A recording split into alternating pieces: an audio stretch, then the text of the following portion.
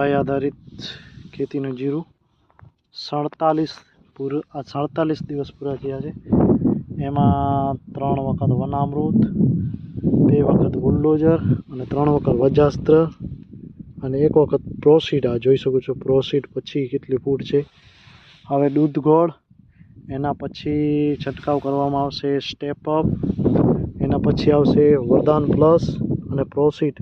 જોઈ શકો છો બહુ સરસ જીરું છે, પણ હવે ઝાકળનું પ્રમાણ વધી ગયું છે અમારે।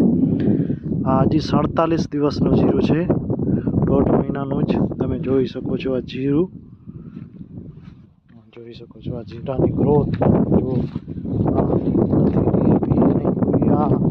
પોટાશ નહીં, સલ્ફર નહીં, ઝીંક કોઈ પ્રકારનું પણ નહીં। તમે જોઈ શકો છો આ પ્રોસીડ પછી તો તમે ફૂટ જુઓ જબરદસ્ત। આમ જોઈ શકો છો આ ગાય આધારિત પ્યોર જીરું।